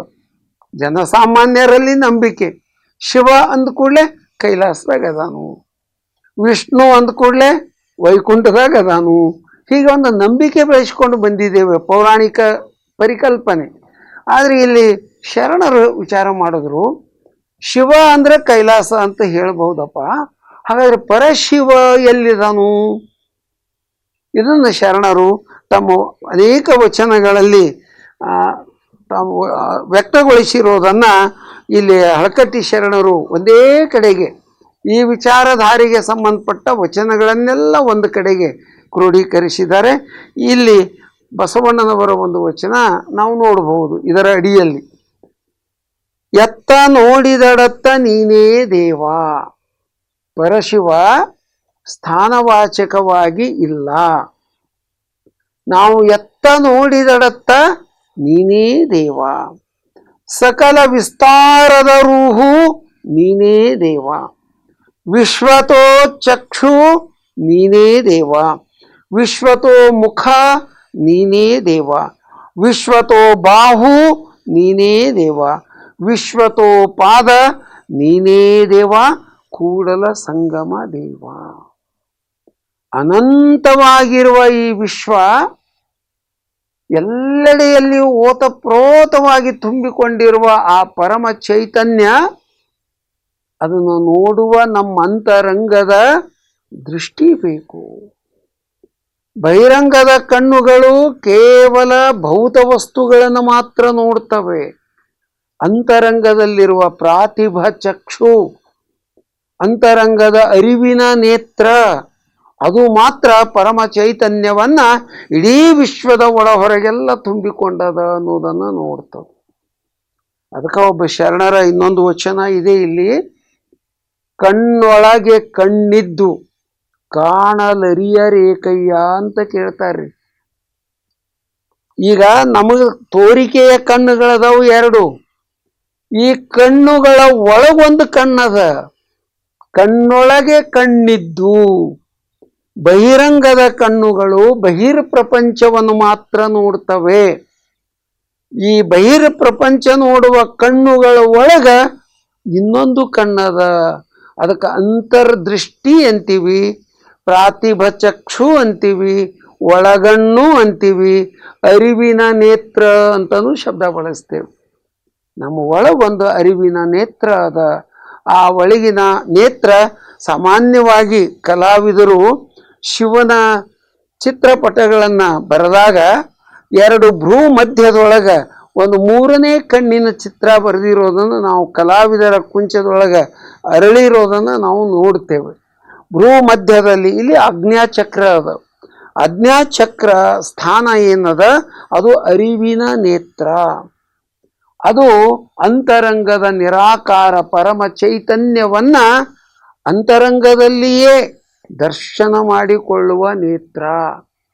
ಆ ನೇತ್ರ ಉನ್ಮೀಲನಗೊಂಡಾಗ, ಅದನ್ನು ವಚನಕಾರರ ಪಾರಿಭಾಷಿಕ ಪದದಲ್ಲಿ ಹೇಳೋದಾದರೆ ಪ್ರಾತಿಭಚಕ್ಷು ಉನ್ಮೀಲನಗೊಳ್ಳೋದು, ಅಂತರಂಗದ ಅರಿವಿನ ನೇತ್ರ ಅರಳೋದು ಅಂತೀವ್ರಿ.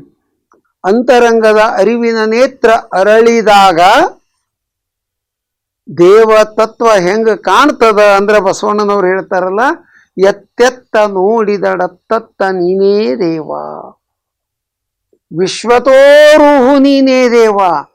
ಇಡೀ ವಿಶ್ವವೆಲ್ಲವೂ ಕೂಡ ಆ ಪರಶಿವ ತತ್ವದ ಪ್ರಕಾಶವೇ ಅದ.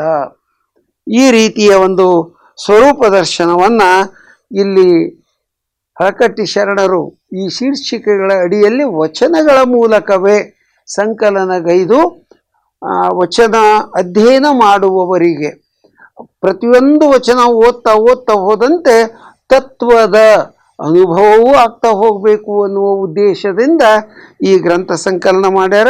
ಮುಂದೆ ಇನ್ನೊಂದು ಶೀರ್ಷಿಕೆಯೊಳಗೆ ಹೇಳ್ತಾರ, ದೇವರು ಒಬ್ಬನೇ ಇದ್ದಾನೆ. ಹಳಕಟ್ಟಿ ಶರಣರು ಕೊಟ್ಟಿರುವ ಶೀರ್ಷಿಕೆ ಇದು. ಈ ರೀತಿ ಹೆಸರು ತಲೆಬರ ಕೊಟ್ಟಾರ. ಮತ್ತು ಇದರ ಅಡಿಯೊಳಗೆ 16 ವಚನಗಳನ್ನು ಸಂಗ್ರಹ ಮಾಡ್ತಾರೆ. ಇಲ್ಲಿ ತನಕ ಏನಾಗ್ಯದ, ದೇವರು ಬಹಳದರು ಅಂತಲೇ ಕಲ್ಪನಾ ಮಾಡ್ಕೊಂಡಾರ. ಬಹಳ ಸಲ ಎಷ್ಟೋ ಜನ ಭಾಷಣಕಾರರಾಯಿತು, ಪುರಾಣಕಾರರಾಯಿತು, ಪ್ರವಚನಕಾರರಾಯಿತು ಹೇಳುವಾಗ ಏನಂತಾರ, ಸರ್ವದೇವ ನಮಸ್ಕಾರ ಅಂತ ಶಬ್ದ ಬಳಸ್ತಾರ್ರಿ. ಅದರ ಅರ್ಥ ದೇವರುಗಳು ಬಹಳದರು ಅಂತ. ಸರ್ವದೇವರುಗಳು, ಅದಕ್ಕೆ ಒಂದು ನಂಬಿಕೆಯೂ ಬಂದದ್ದು ನೋಡ್ರಿ. 33 ಕೋಟಿ ದೇವತೆಗಳು, ದೇವಲೋಕ, ಮರ್ತ್ಯಲೋಕ, ಪಾತಾಳ ಲೋಕ, 3 ಲೋಕಗಳಿಗೆ ಸೇರಿದಂಥ ಒಟ್ಟು 33 ಕೋಟಿ ದೇವತೆಗಳು ಅನ್ನುವಂಥ ಒಂದು ನಂಬಿಕೆ, ಪೌರಾಣಿಕ ನಂಬಿಕೆ ಪುರಾಣ ಯುಗದೊಳಗೆ ಬೆಳೆದು ಬಂದಿರೋದನ್ನು ನಾವು ನೋಡ್ತೀವಿ. ಆದರೆ ಶರಣರಂತಾರ ದೇವರು ಬಹಳ ಇಲ್ಲಪ್ಪ ಅಂತಾರೆ ಶರಣರು.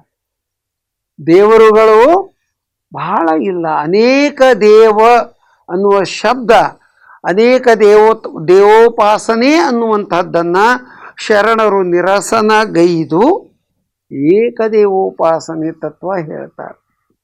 ಈ ವಿಶ್ವದೊಳಗೆ ಒಂದೇ ಚೈತನ್ಯ ಅದ.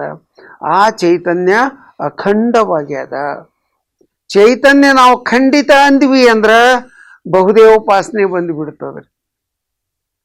ಆದರೆ ಚೈತನ್ಯ ಅಖಂಡವಾಗ್ಯದ, ಪರಿಪೂರ್ಣವಾಗ್ಯದ, ಸತ್ ಚಿತ್ತ ಆನಂದ ನಿತ್ಯ ಸ್ವರೂಪದಲ್ಲಿ ಅದ ಅಂತ ನಾವು ಅರಿತುಕೊಂಡ್ವಿ ಅಂದ್ರೆ ಆ ಚೈತನ್ಯ ಒಂದೇ ಅದ. ಆ ಒಂದೇ ಚೈತನ್ಯ ದೇವರು ಒಬ್ಬನೇ ಇದ್ದಾನೆ. ಈ ಒಂದು ಶೀರ್ಷಿಕೆ ಅಡಿಯೊಳಗೆ ಎಲ್ಲ ಶರಣರ ಈ ತತ್ವಕ್ಕೆ ಹೊಂದುವಂತೆ ಹಳಕಟ್ಟಿ ಶರಣರು ವಚನಗಳನ್ನು ಒಂದೇ ಕಡೆ ಕ್ರೋಢೀಕರಣ ಮಾಡಿದ್ದಾರೆ. ಸ್ವಾಮಿ ನೀನು, ಬಸವಣ್ಣವ್ರ ವಚನ ತಗೋತಾರ್ರಿ ಪ್ರಾರಂಭಕ್ಕೆ. ಶಾಶ್ವತ ನೀನು, ಎತ್ತಿದೆ ಬಿರುದ ಜಗವೆಲ್ಲ ಅರಿಯಲು. ಮಹಾದೇವ ಮಹಾದೇವ, ಅಲ್ಲಿಂದ ಮೇಲೆ ಶಬ್ದವಿಲ್ಲ. ಪಶುಪತಿ ಜಗಕ್ಕೆ ಏಕೋ ದೇವ, ಸ್ವರ್ಗ ಮರ್ತ್ಯ ಪಾತಾಳದೊಳಗೆ ಒಬ್ಬನೇ ದೇವ ಕೂಡಲ ಸಂಗಮ ದೇವ. ಅಲ್ಲಿಯವರೆಗಿನ ನಂಬಿಕೆ ಏನು ಬಂದಿತ್ರಿ? ಸ್ವರ್ಗಲೋಕದಾಗ 11 ಕೋಟಿ ದೇವತೆಗಳು, ಮರ್ತ್ಯಲೋಕದೊಳಗೆ 11 ಕೋಟಿ ದೇವತೆಗಳು, ಪಾತಾಳ ಲೋಕದೊಳಗೆ 11 ಕೋಟಿ ದೇವತೆಗಳು. ಒಟ್ಟಿನಲ್ಲಿ ನಂಬಿಕೆ ಹೇಗೆ ಬಂದಿತ್ತು ಅಂದ್ರೆ 3 ಲೋಕಗಳನ್ನು ಸೇರಿಸಿ ಒಟ್ಟು 33 ಕೋಟಿ ದೇವತೆಗಳು ಅನ್ನುವಂಥ ಒಂದು ನಂಬಿಕೆ ಬೆಳೆಸ್ಕೊಂಡು ಬಂದಿದ್ರು. ಅದಕ್ಕೆ ಇಲ್ಲಿ ಬಸವಣ್ಣನವರು ಹೇಳ್ತಾರೆ, ನೀವು ಇಷ್ಟೆಲ್ಲ ದೇವತೆಗಳ ಹೆಸರು ಹೇಳಿ ನೀವು ನಮಸ್ಕಾರ ಅಂತ ಹೇಳಬೇಕಾದ್ರೆ ನಿಮ್ಮ ಆಯುಷ್ಯ ಸಾಲಲ್ಲ ಅಂತಾರವ್ರು. 33 ಕೋಟಿ ದೇವತೆಗಳ ಹೆಸರು ಜಪ ಮಾಡ್ಬೇಕಲ್ರಿ. ಪ್ರಾರ್ಥನೆಯ ಕಾಲಕ್ಕೋ, ಪೂಜಾ ಸಮಯದಲ್ಲಿಯೋ, ಅರ್ಚನೆಯ ಕಾಲಕ್ಕೋ, ಅಷ್ಟು ಹೆಸರು ಹೇಳಬೇಕಾದ್ರೂ ಆಯುಷ್ಯ ಸಾಲುವುದಿಲ್ಲ. ಅದಕ್ಕೆ ಬಸವಣ್ಣವ್ರು ಅಂತಾರ, ದೇವ ಒಬ್ಬನೇ ಅದಾನಪ್ಪ. ಹೆಂಗದಾನ ಅವನು? ಒಬ್ಬನೇ ಸ್ವಾಮಿ. ನೀನು ಈ ಜಗತ್ತಿಗೆ ಒಬ್ಬನೇ ಒಡೆಯ. ಸಬ್ ಕಾ ಮಾಲಿಕ್ ಏಕ ಹೈ ಅಂತ ನೋಡ್ರಿ, ಇತ್ತೀಚೆಗೆ ಅದು ಬೆಳೆದು ಬಂದದಲ್ಲ. ಸೊ ಇಡೀ ವಿಶ್ವದಲ್ಲಿ ಒಬ್ಬನೇ ದೇವ. ಅದಕ್ಕೆ ಸ್ವಾಮಿ ನೀನು, ಶಾಶ್ವತ ನೀನು, ನೀನು ಎಟರ್ನಲ್. ಅಶಾಶ್ವತ ಅನ್ನೋ ಶಬ್ದವೇ ಇಲ್ಲ ದೇವರಿಗೆ. ದೇವರು ಯಾವಾಗಲೂ ಶಾಶ್ವತ. ಎತ್ತಿದೆ ಬಿರುದ ಜಗವೆಲ್ಲ ಅರಿಯಲು. ಇಡೀ ಜಗತ್ತಿನ ಜ್ಞಾನಿಗಳಿಗೆಲ್ಲ ಗೊತ್ತೈತೆಪ್ಪ, ದೇವ ಒಬ್ಬನೇ ಅದಾನು. ಮಹಾದೇವ ಮಹಾದೇವ ಶಬ್ದ ಬಳಸ್ತಾರೆ. ಮಹಾದೇವ ಅನ್ನುವ ಶಬ್ದ ಅದು ವ್ಯಕ್ತಿಯ ಹೆಸರಲ್ಲ, ಅದು ತತ್ವದ ಹೆಸರು. ದೇವ ಅಂದ್ರೆ ಬೆಳಕು, ಮಹಾದೇವ ಅಂದ್ರೆ ಮಹಾನ್ ಬೆಳಕು. ಇಡೀ ಪ್ರಪಂಚದ ಒಳಹೊರಗೆಲ್ಲ ತುಂಬಿಕೊಂಡಿರುವ ಒಂದು ಮಹಾನ್ ಚೈತನ್ಯದ ಬೆಳಕೈತಪ್ಪ, ಅದೇ ಮಹಾದೇವ ಮಹಾದೇವ. ಅಲ್ಲಿಂದ ಮೇಲೆ ಶಬ್ದವಿಲ್ಲ, ಅದರ ಆಚೆ ಯಾವ ಶಬ್ದವೂ ಇಲ್ಲ, ಎಲ್ಲವೂ ನಿಶ್ಶಬ್ದ. ಅದಕ್ಕೆ ಹೇಳ್ತಾರು, ಸ್ವರ್ಗ ಮರ್ತ್ಯ ಪಾತಾಳದೊಳಗೆ ಒಬ್ಬನೇ ದೇವ ಕೂಡಲ ಸಂಗಮ ದೇವ. ದೇವರು ಒಬ್ಬನೇ ಅದಾನ, ಆ ತತ್ವ ಒಂದೇ ತತ್ವದ ಅನ್ನೋದನ್ನು ಇಲ್ಲಿ ಹಳಕಟ್ಟಿ ಶರಣರು ಬಿಂಬಿಸ್ತಾ ಹೋಗಿ, ಹಾಗಾದ್ರೆ ನಿರಾಕಾರ ದೇವತತ್ವವನ್ನು ನಿರಾಕಾರ ದೇವತತ್ವ ಬೌದ್ಧಿಕ ಚರ್ಚೆ, ಚಿಂತನ, ವಾದ, ವಾಗ್ವಾದ, ವಿವಾದಕ್ಕೆ ಸೀಮಿತ ಆಕೈತ್ರಿ. ಅವಾಗಲೂ ದೇವತತ್ವದ ನಿರಾಕಾರ ತತ್ವದ ಬಗ್ಗೆ ಚರ್ಚೆ ಮಾಡಬಹುದು, ಆದರೆ ನಿರಾಕಾರ ತತ್ವವನ್ನ ಅಂತರಂಗದೊಳಗ ಅನುಭವಿಸಬೇಕು ಅಂತಂದ್ರೆ ಒಂದು ಸಾಕಾರ ಬೇಕು. ಆದ್ರೆ ಆ ಸಾಕಾರ ಹೇಗಿರಬೇಕು ಅನ್ನೋದು ಬಹಳ ಮಹತ್ವದ್ರಿ. ನಿರಾಕಾರ ತತ್ವ ಸಾಕಾರ ಅನುಭವಕ್ಕೆ ಬರಬೇಕು ಅಂದ್ರೆ ಸಾಕಾರ ರೂಪ ಕೊಡಬೇಕು ಆ ತತ್ವಕ್ಕೆ. ಆದ್ರೆ ಬಸವಣ್ಣನವರು ಎಷ್ಟು ಆನುಭಾವಿಕ ನೆಲೆಯೊಳಗೆ ಯೋಚನೆ ಮಾಡಿದ್ರು ಅಂತಂದ್ರೆ, ವ್ಯಕ್ತಿ ರೂಪದಾಗ ಕೊಟ್ರ ಅದನ್ನ ಪುರುಷ ಆಕಾರದಾಗ ಕೊಡಬೇಕು, ಇಲ್ಲ ಸ್ತ್ರೀ ಆಕಾರಕ್ಕೆ ತಂದು ರೂಪ ಕೊಡಬೇಕು, ವಿಗ್ರಹ ರೂಪ, ಇಲ್ಲ ಪ್ರಾಣಿಗಳ ಆಕಾರ ಕೊಡ್ಬೋದು, ಪಶುಗಳ ಆಕಾರ, ಪಕ್ಷಿಗಳ ಆಕಾರ ಕೊಡ್ಬೋದು. ಯಾವುದಾದರೂ ಒಂದು 84 ಲಕ್ಷ ಜೀವರಾಶಿಗಳು ಇವತ್ತು ಅದಾವು ಅಂತ ಹೇಳ್ತೀವಿ. ಈ ಯಾವುದೇ ಒಂದು ಜೀವರಾಶಿಯ ರೂಪದೊಳಗನ ನಿರಾಕಾರ ತತ್ವವನ್ನ ಸಾಕಾರ ಕೊಡ್ಬೇಕಲ್ಲ.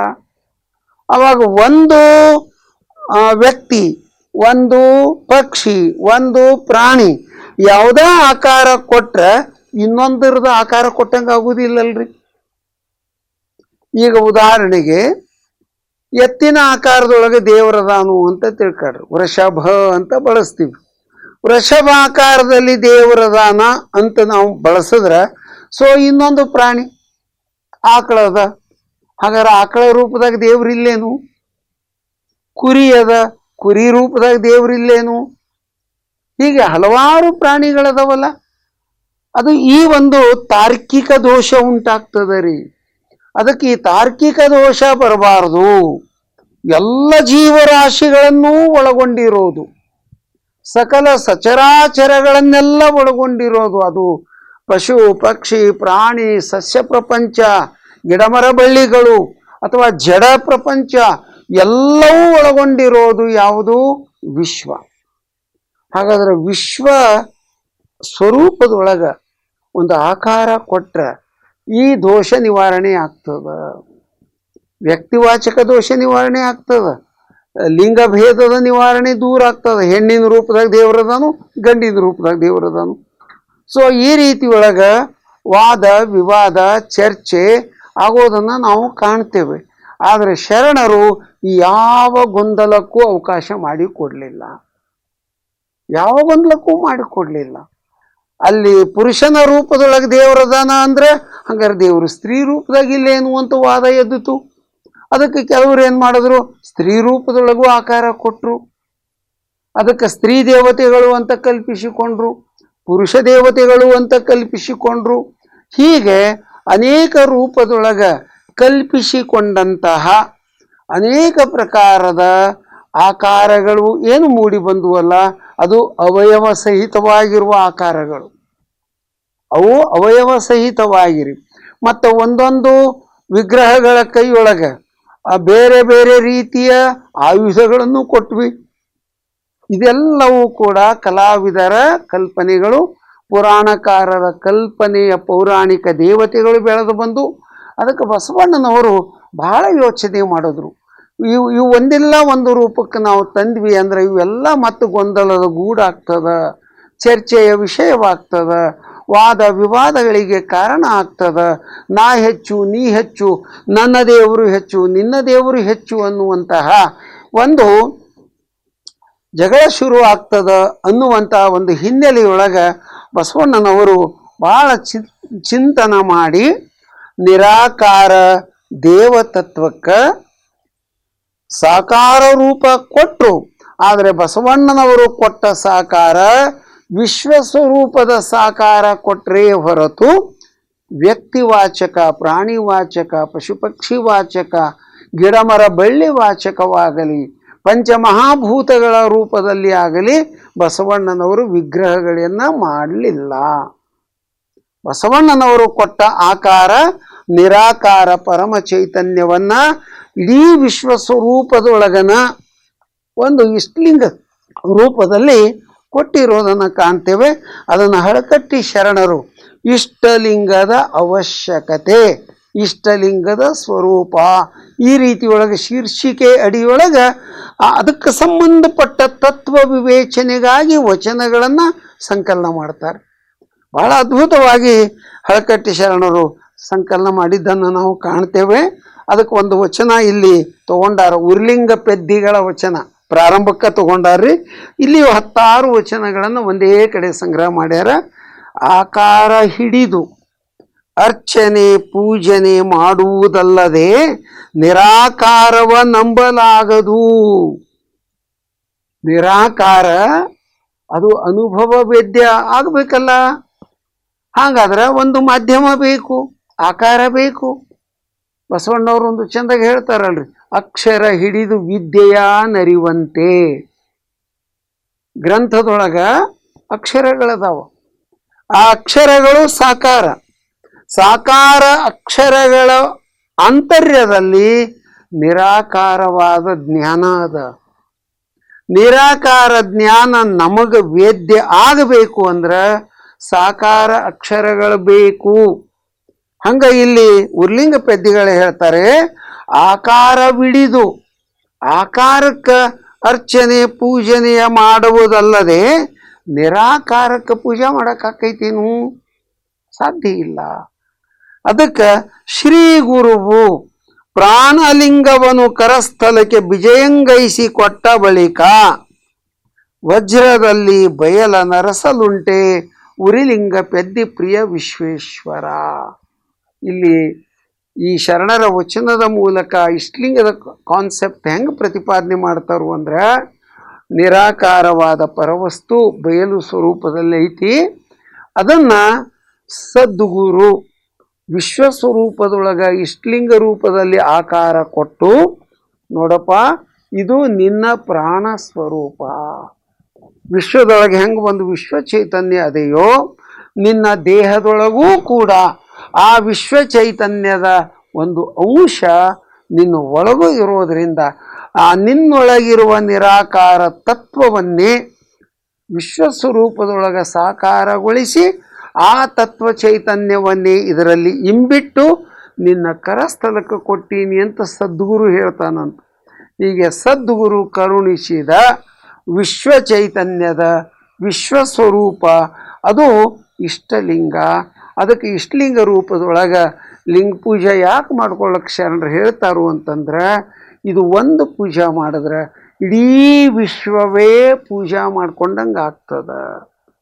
ಯಾಕಂದ್ರೆ ಎಲ್ಲ ದೇವಾನುದೇವತೆಗಳು ವಿಶ್ವದೊಳಗೆ ಎಲ್ಲ ತೀರ್ಥಕ್ಷೇತ್ರಗಳು ವಿಶ್ವದೊಳಗನ ಅದಕ್ಕೆ ಅಕ್ಕನ ವಚನ ನೆನಪಾಗ್ತದೆ ನೋಡ್ರಿ.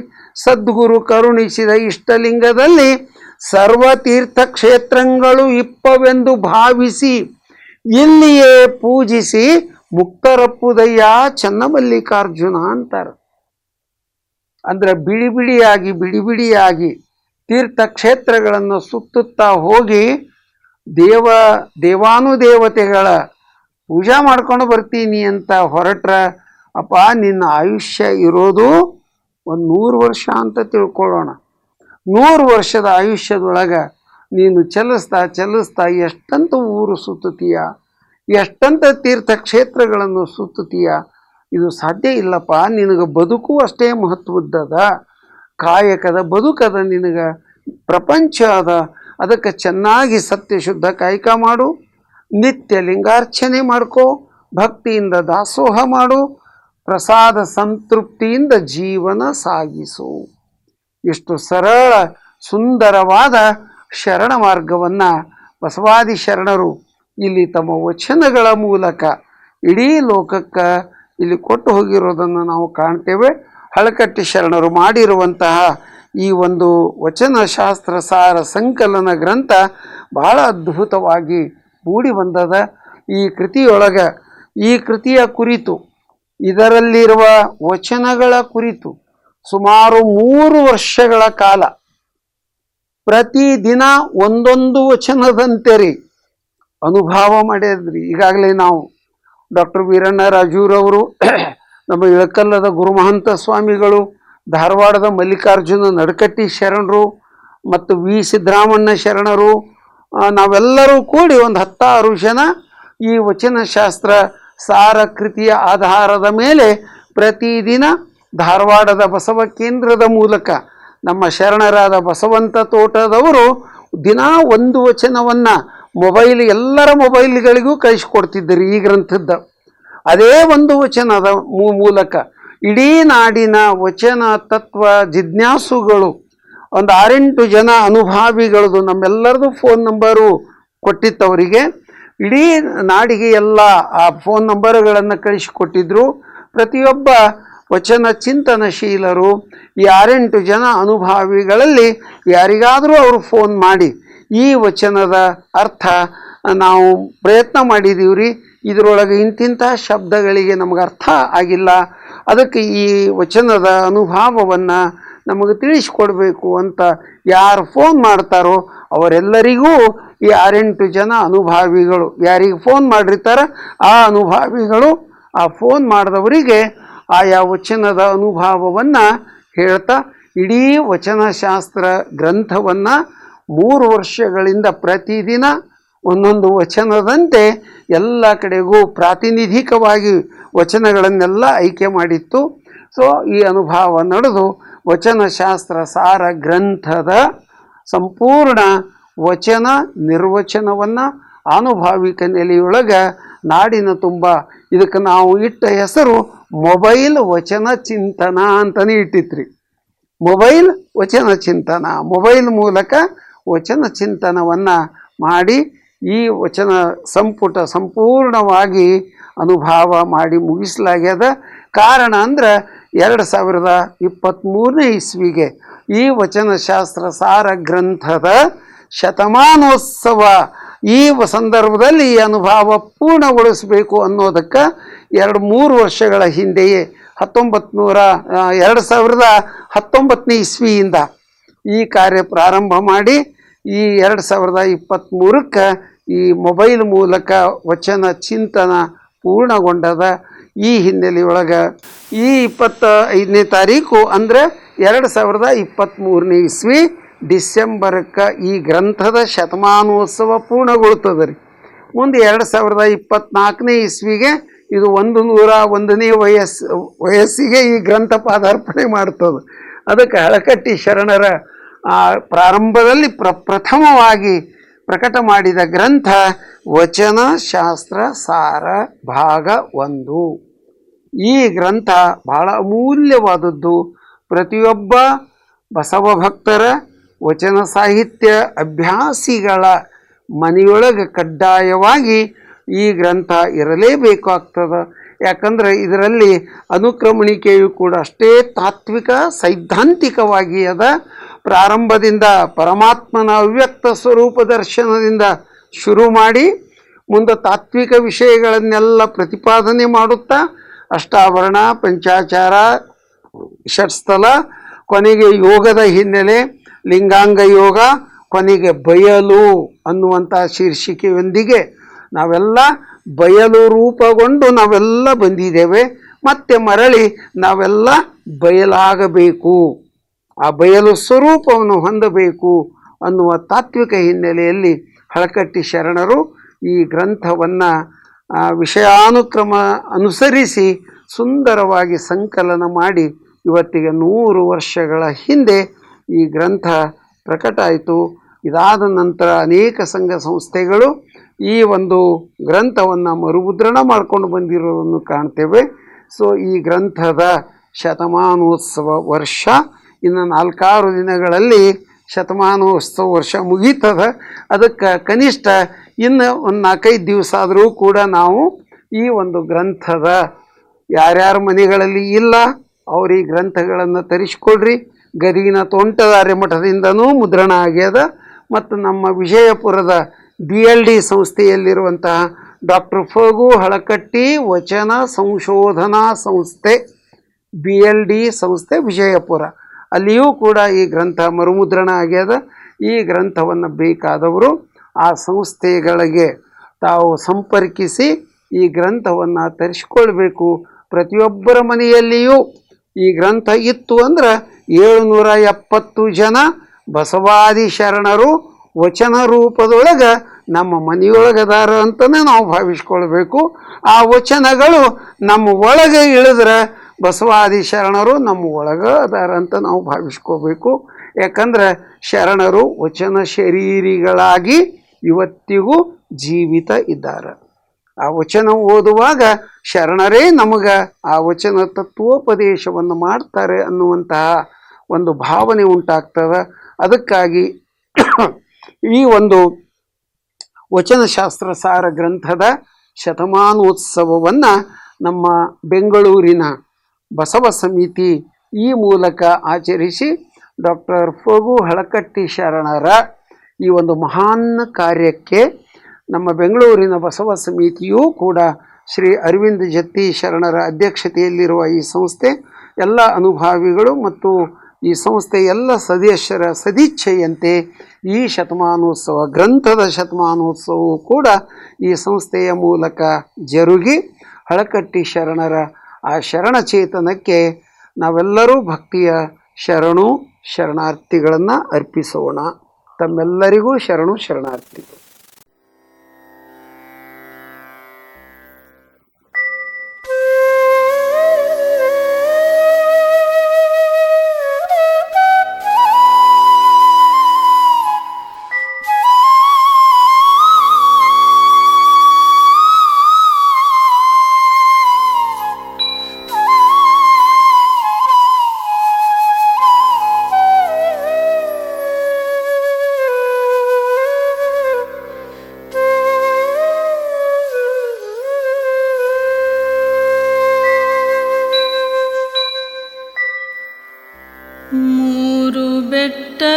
ಬೆಟ್ಟವದಾಂಟಿ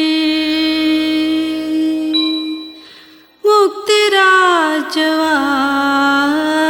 ಕೂಡಿ ತೋರುವ ಶಿಖಿ ಕರ್ಪೂರ ಯೋಗದಂತೆ ಬಯಲನೆ ಬೆರೆಸಿ ಬಯಲಾದ ಬಸವನ ನಿರವಯಲ ಪದವಿನಗೆ ಯೋಗಿನಾಥ.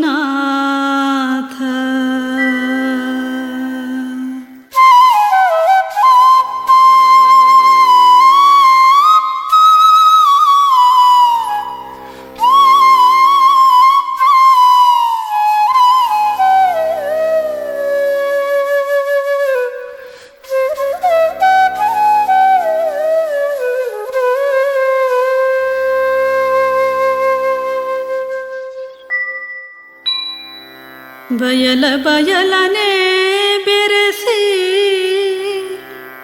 ಬಯಲಾದ ಬಸವ ಬಸವ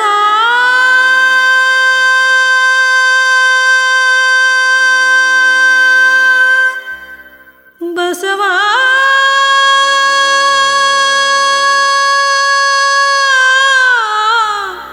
ಬಸವ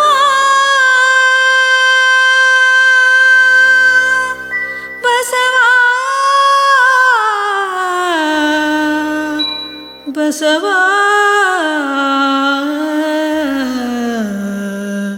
ಬಸವ